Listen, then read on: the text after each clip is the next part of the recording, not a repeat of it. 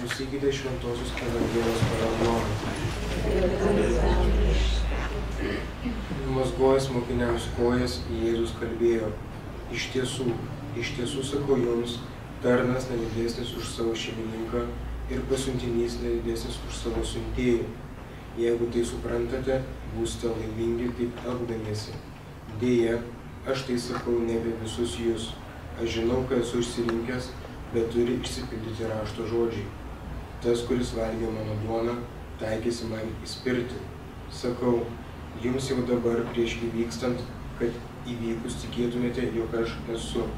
Iš tiesų sakau jums, kas priima mano pasiuntinį, tas priima mane, o kas mane priima tą, kuris mane yra siuntęs. Girdėjote Viešpaties žodį. Šlovė tau, Kristau.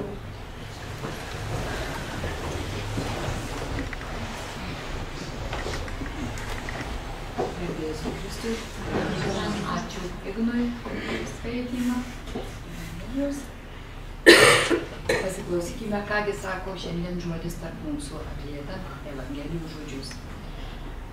Tikite Dievą, tikėkite ir mane. Jėzui ir mokiniams, švenčiant Velyką, šie žodžiai atrodė visiškai teisingi. Bet kaip mokiniai pasijuto kitą dieną, kai Jėzus buvo nukryžiuotas? Tikime kaip tas, kuris kaip vyninis buvo Mesijas, mirė. Kuogi galime viltis, negi vien tik tikėjimu?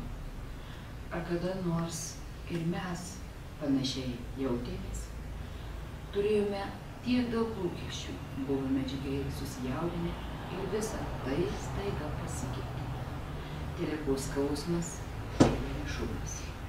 Jautėmės taip, tarsi mūsų viltis mirė, nors gyvenimas tęsiasi. Jautėmės, kad kažkur mūsų dalelė liko atskirta ir giliai palaidota. Bet kaip mirtis negalėjo suturėti Kristaus kape, taip jis nori, kad žinotume, jog mes galime juo tikėti. Tikėti, kad jis gali mus ištobulinti ir suteikti mums visiškai naują viltį. Galbūt dabartinė mūsų situacija yra tokia varginanti, kad mums sunku net kontempliuoti. Tyloje įsivaizduokime Jėzų, esantį viename kambaryje su mumis. Pažvelkime į šypseną jo veide. Jis šypsodamasis žvelgia į mus visus. Klausykimės jo žodžių. Noriu, kad pažintum mano ramybę. Žinau tavo skaudulius ir vietas, kurios tarsi apmirusios. Trokštu joms suteikti naują gyvybę. Nesirūpink. Aš darbuosiuosi tik tada, kai būsi pasirengęs. Nesvarbu, kada tai bus. Rytoj, kitą savaitę ar po kelių mėnesių. Lauksiu aš tiek, kiek reikės, tačiau jau dabar ženk bent mažutį tikėjimo žingsnelį manęs link. Tuo metu pasveiks, tuo metu tapsi ramus. Nieko tokio, jei nesijaučiame darantis didelę pažangą. Atminkime, kad mokiniai neįgijo vilties per mažą akimirką. Tad netgi jei sunku priimti Dievo meilę šioje srityje, melskime šventosios dvasios padėti, nukreipti tuos jausmus, kurie tą širdies dalelę laiko jau palaidoje. Melskime dvasią padėti visus tuos jausmus, nusivylimą, nevykėliškumą, savitaiką, savęs kaltinimą, drąsos netekimą atiduoti jai. Jau tiesiog atskleisti savo jausmus, jei yra tikėjimo veiksmas.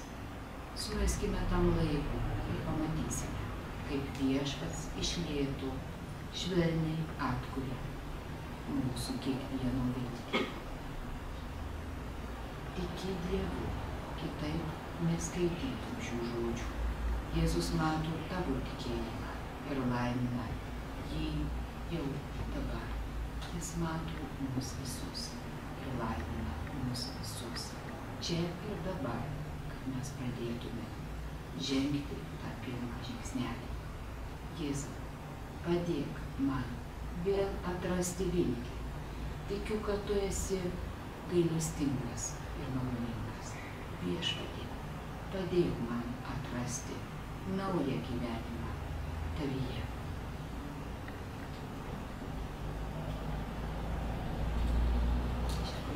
Ačiū, kad klausėte. Aš manau, šitie žodžiai paliečia mūsų kiekvieno širdį. Mums kiekvienam tarsi dar suduoda vieną dūžį, kad mes atsipeikytume. Kad mes atsipeikytume ir nekentėtume galbūt savo, kur kiekvienas turime skausmų, turime problemų, turime bėdų. Na, kaip jūs ir matėte, pas mus atvieši šitą šeimyną iš Jovalių, ne? Ir šitas jaunas vaikinas užvakar paliko piniginę su pinigais, viską, visus dokumentus, būnant druskininkus. Viską paliko. Ir kur paliko, kaip jums atrodo, ne kokiam seife, ne dar kur nors. Paprasčiausiai viską nusirengė žmogus ir paliko lovoje, kur ten viskas sukuis, išvažiavo ir paliko. Ir parvažiuoja čia į Kauną. Ir staiga atsimena, kad nieko nėra, kad jis nieko neturi, nei pinigų, nei kortelės. Jeigu jis būtų padėjęs kur nors seife ar kur nors, aišku, tikėtina, kad jis būtų nesijaudinęs. Na ir kaip natūralu turbūt, mama kiekviena ir sako, pradeda jam sakyti, kad kaip tu taip galėjai, tai tu žinok, jau tikrai nieko nerasi. O jisai jai ir atsako, mama, aš pasimelsiu ir aš atrasiu, jam tik 23 metai. Dievas padės, jeigu Dievas mato, kad man reikalingi šitie pinigai, na, ir jisai paskui man pasakoja, sako, iš pradžių aš labai susinervinau. Paskui aš pasėmiau šventą raštą, aš paskaičiau žodžius, aš visiškai savy nurimau. Ir aš pavedžiau viską Dievui. Iš ryto man skambina iš tos viešbučių ir sako, su jumis buvo toks ir toks. Sako, yra jų atnešė budinti valytoje, būtent piniginę su pinigais. Kiekvieno litų, ten buvo ir litai, ir doleriai, ir kortelės. Na ir Algis organizavo nuvažiavimą ir paėmimą būtent šitos piniginės. Ir jis taip ramiai pasėmė, sakau, tu net nepasižiūri, Martynai, kas, ar viskas yra? Tai aišku viskas, aš pasitikiu. Jis pasižiūrėjo, iš tikrųjų viskas. Tai ką aš noriu tuo pasakyti? Bet kokioje situacijoje, iš tikrųjų galbūt, atrodo sunkiai įsivaizduojama, ar ne? Bet vat matot, kaip yra. Ir tas jaunas žmogus, jis visą laiką pastoviai, aš labai stebiu per šitą visą savaitę, jis yra pastoviai ramybėje ir pastoviai su Dievu. Ir iš tikrųjų jis neturi jokių problemų. Jis neturi jokių problemų. Bet šiandien dienos žodžiai mus kviečia pamastyti. Jeigu mes jų turime, aš, pavyzdžiui, jų turiu, irgi kiekvieną kartą turiu arba nurimti, aš nesakau, aš neturiu, jūs turite. Tai būtų netiesa. Reiškia, aišku, kiekvieną kartą reikia save sučiupti ir nurimti. Ir tada tu pasijauti visai kitaip. Tai visi kartu, dar kartą įsiklausykime į šiandien dienos Evangelijos žodžius. Įsiklausykime į tuos žodžius, kuriuos komentuoja, įžvalgos žodžius. Ir pabandykime nors sekundėlį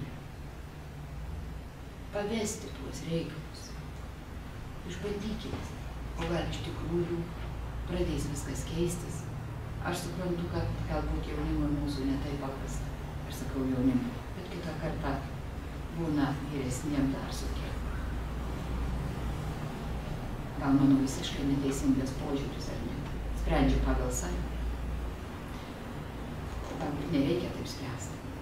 Tai iš tikrųjų, gal mes kiekvieną rytą, kurie čia klausome Dievo žodžių, ir kiekvieną rytą, kaip mes galime pažvelgti, kaip Jėzus į mus žvelgia, šypsodamasis ir ištiesęs ranką, norintis mums padėti ir kviesdamas mus, na galų gale apsispręs. Aš visą laiką šalia tavęs, tik tu panorėk. Pasinaudokime tą progą. Melskime šiandien Viešpaties malonę. Suteikti mums išminties mūsų bendruomenė, Švento Ignaco kolegijos bendruomenė, mūsų Lietuvos vadovams, mūsų parlamentarams, mūsų ministerijos žmonėms. Siunčiant šventąją dvasią į mūsų visų širdis, tam, kad mūsų tie visų priimti sprendimai būtų pagal Dievo valią.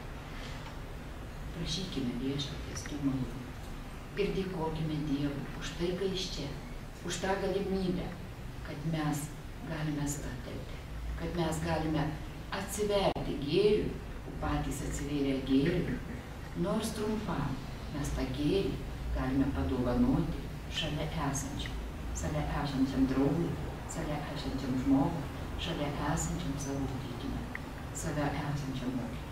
Tai yra turbūt labai svarbu. Tai iš tikrųjų prašykime Viešpaties šitų malonų, kad Jis mums suteiktų, kad mes būtume kuo geresni vienas kitam.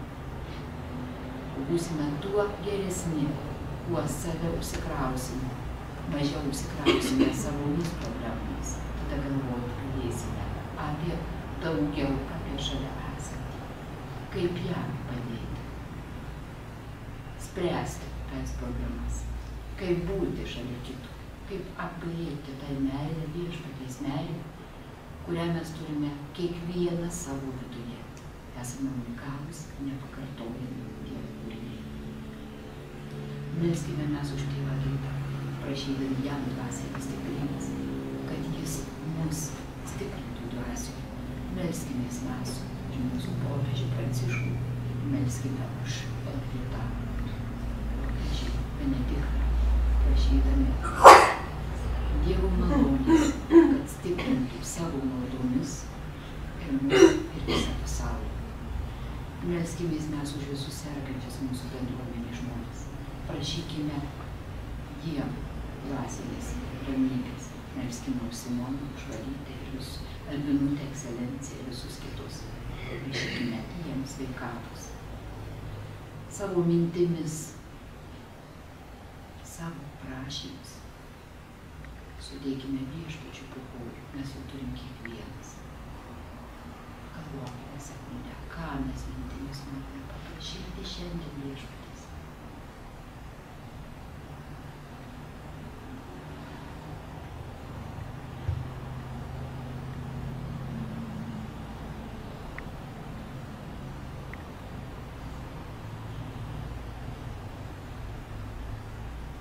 Prašykime Viešpaties ir dėkokime jam už tai.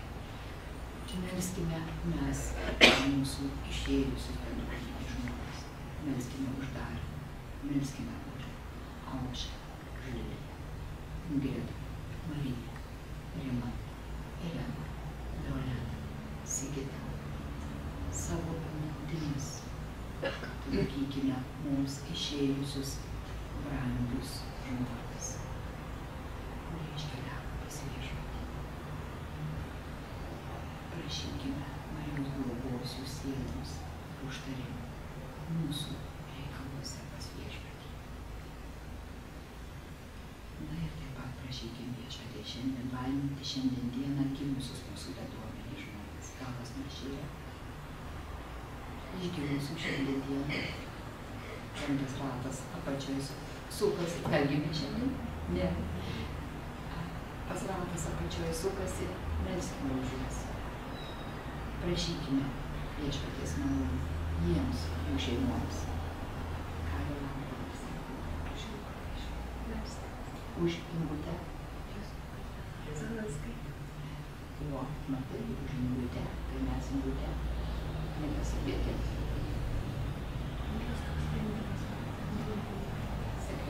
matęs ir ne. Girdim. Tai būtų šiandien girdite, melskime mūsų ringutę, prašydami viešpaties malonų jai.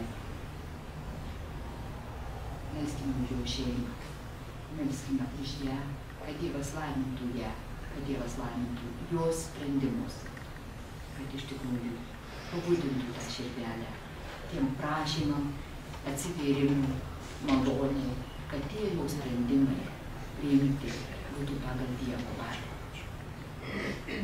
Ar dar turite kokių nors prašymų? Kokių jau? Tai dėkokime Dievui už visas dovanas, kurias jis mums teikia. Prašykime laiminti mūsų šitą savaitgalį. Mes pirmadienį vėl galėtume susirinkti čia ir be didesnių bėdų pažvelgti vienas į kitą su ta meile, kuri yra mūsų širdyse, kurią siunčia Viešpats.